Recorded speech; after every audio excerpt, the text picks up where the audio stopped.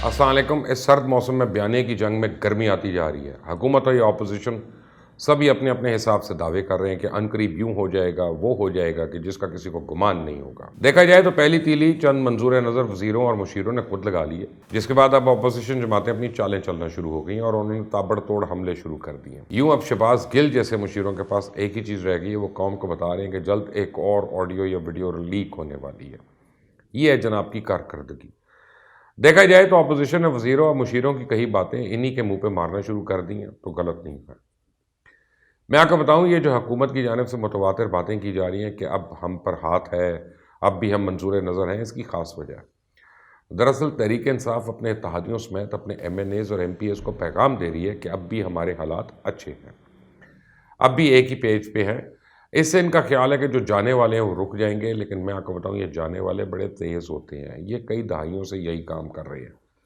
इनको वक्त से पहले मालूम हो जाता है कि क्या होने वाला है, कौन आने वाला है, और ये ऐसी ऐसी बाजी खेल जाते हैं कि किसी के वहम गुमान में नहीं होता। बहरहाल मज़ीद जानने से पहले आपने अगर अभी तक इस चैनल को सब्सक्राइब नहीं किया तो प्लीज़ कर लें, बेल आइकॉन को भी प्रेस कर लीजिएगा। अब सूरत हाल ये है कि जहाँ साबिक स्पीकर कौमी असम्बली सरदार याद सादिक ने कहा है कि बहुत जल्द कुछ होने वाला है और इमरान खान के पैरों के नीचे से ज़मीन ऐसे खिसकेगी कि उनको पता भी नहीं चलेगा, तो साबिक वज़ीर आज़म शाहिद खाकान अब्बासी का दावा है कि वो 22 अफराद को जानते हैं जो अब हुकूमत के साथ नहीं रहना चाहते। और देखना, हुकूमत एक दिन भी बैसाखियों के बगैर नहीं रह सकती। उनका 22 लोग हट जाएं तो हुकूमत अक्सरियत खो देगी, फिर शायद अदम एतमाद की ज़रूरत ही ना पड़े। अच्छा, उन्होंने ये कोई ऐसी बात नहीं की जो सिर्फ बयान हो। हालिया PTI के अहम इत्तेहादी काफ लीग के बयान से लेके तहरीक इंसाफ के अपने नाराज़ लोगों के बयान उठाकर आप देखना शुरू कर दें तो इमरान खान के लिए काफ़ी खौफनाक तस्वीर वाज़ेह दिखाई देना शुरू हो जाती है। आप देखें ना, कप्तान से नूर आलम तक तो बर्दाश्त नहीं हुए। PTI ने महंगाई, गैस और बिजली के हवाले से अपनी ही जमात पे तनकीद करने वाले नूर आलम को शो कॉज नोटिस के अलावा पब्लिक अकाउंट्स कमेटी से हटाने की दरख्वास्त कर दी है। आमिर डोगर की जानिब से स्पीकर कौमी असम्बली को लिखे गए खत में नूर आलम की जगह हैदर अली खान को PAC का रुकन बनाने का कहा गया। वैसे अगर इमरान खान दूर अंदेश होते तो अपनी पार्टी की समझदार आवाज़ों पे क्रेडिट भी ले सकते थे कि पार्टी में हर तरह की बात होती है और सुनी जाती है, लेकिन उन्होंने साबित कर दिया कि उनको सिर्फ खुशामदी पसंद है। वो आमराना सोच के हामिल है, जो उनको आईना दिखाए वो बर्दाश्त नहीं, जो हिसाब लगा ले कि PTI की क्या औकात है, कितना हौसला है। बस एक तकरीर की बार है इनका हिसाब। वैसे जमहूरियत के चैम्पियन बनते थकते नहीं है। अब आपको समझ आई कि क्यों PTI में मुशीर और वज़ीर शहबाज गिल, फवाद चौधरी, फयाजुल हसन चौहान जैसे ही लोग बनते हैं। वजह साफ है, कप्तान से तनकीद बर्दाश्त नहीं होती। मिसाल रियासत मदीना की देनी, पर अगर कोई कप्तान पे उंगली उठाए तो हिम्मत हौसला ही नहीं कि उसको बर्दाश्त कर ले। इसलिए अब तहरीक इंसाफ में या तो मालिशिये रह गए या पॉलिशिये रह गए। याद हो तो इमरान खान का यह दावा करके आए थे कि वो मफादात के टकराव के खिलाफ होंगे, लेकिन इमरान खान की पूरी काबीना उन लोगों से भरी पड़ी है जिनके अपने कारोबार और मफादात हैं, और यही अरकान काबीना में बैठते हैं, इक्तिसादी राब्ता कमेटी में बैठते हैं, और यही बेनिफिशरीज भी हैं। इसी हवाले से नूर आलम खान का कहना है कि वो PAC में सरकारी अफसरान, कार्टल माफियाज, उनकी बदअनवानियों का मुकाबला कर रहे थे। ये वही माफिया है जिनके वफादार पहले 3 कतारों में मौजूद हैं, इसलिए इनको सज़ा दी जा रही है। अच्छा, तो इन 3 कतारों में बैठे वो लोग होते हैं जो PTI में डिप्यूटेशन पे आए हैं। इनमें अक्सर ऐसे हैं जो किसी पार्टी के वफादार नहीं, ये बड़े तजुर्बेकार और कुन्ने लोग हैं। उन्होंने हर घाट का पानी पिया हुआ है। ये जिस पार्टी की हुकूमत हो उसमें किसी ना किसी तरह वज़ीर लग ही जाते हैं, और जैसी ही दूसरी हुकूमत आती है ये पहले वाली को ऐसे छोड़ दें कि हर एक हैरान और परेशान हो जाता है। ये दहाइयों से हर तब्दीली के साथ खड़े हैं।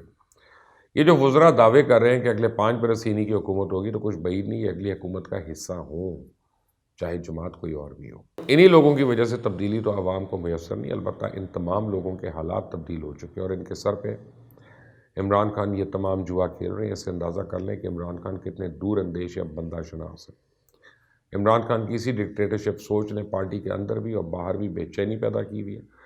इसलिए अब सिर्फ अपोजिशन ही नहीं, सहाफ़ी, तज्ज़ियाकार सभी खबर दे रहे हैं कि PTI को अपनी सफ़ों में फूट का सामना है और ये बढ़ता जा रहा है।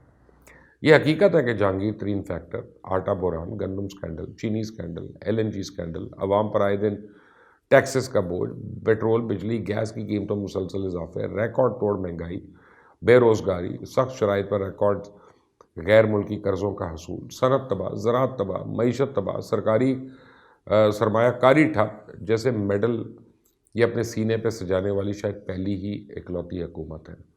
چند وزراء اور درجن بھر ترجمانوں کے مخالفوں پہ پے در پہ حملوں کو ہی گورننس سمجھ لیا گیا۔ عوام حیران ہے کہ مہنگائی میں روزانہ کی بنیاد پہ اضافے، پیٹرول، گیس اور بجلی کی قیمتوں میں من مانے اضافے کے باوجود یہ حکومت ڈٹائی کے ساتھ سب اچھا کا راگ کیسے بول لیتی ہے، یہ گا لیتی ہے۔ پھر آج ثانیہ مری کی تحقیقاتی ٹیم نے وزیر اعلیٰ پنجاب عثمان بزدار کو رپورٹ پیش کر دی۔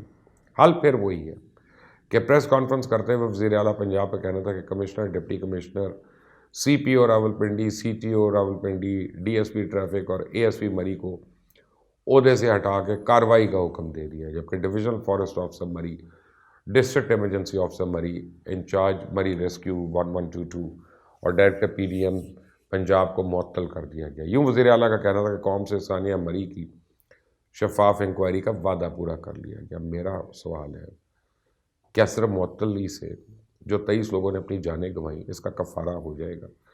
کیا صرف سرکاری ملازم ہی اس ثانیہ کے ذمہ دار تھے؟ کیا وزیر اعظم، وزیر اعلیٰ، وزیر پنجاب حکومت، ان کی کوئی ذمہ داری نہیں تھی، کوئی کوتاہی نہیں تھی؟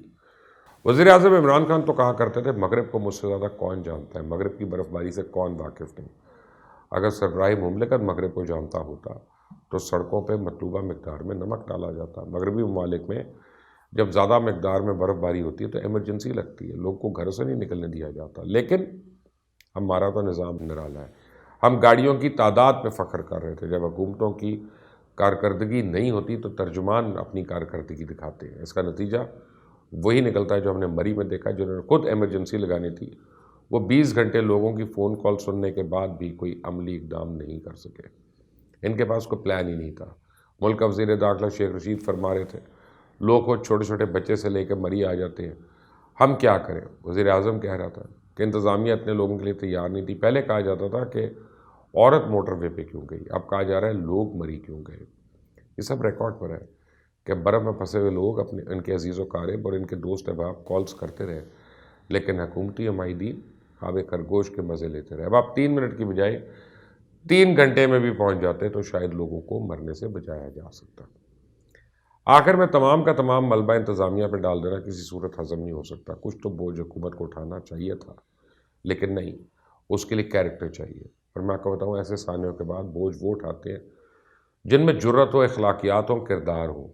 اس حکومت سے یہ امید رکھنا یہ دیوانے کا خواب ہے۔ لیکن ایک بات مجھے ضرور سمجھ آئی، 16 افراد کی جان گئی مری میں، اس کے اوپر انکوائریاں ہوئیں اور کتنے لوگ معطل ہو گئے۔ چلیں کوئی منسٹر نہیں ان کو ملا، وزیر اعلیٰ خود اس میں کتنا لیٹ ہوئے، صبح تو وہ کابینہ کی وہ پی ٹی آئی کی میٹنگ کرتے رہے، اس کے تنظیمی ڈھانچے کو بناتے رہے، اس کے بعد جا کے ان کو وقت ملا تو انہوں نے مری کے اوپر کوئی احکامات صادر فرمائے۔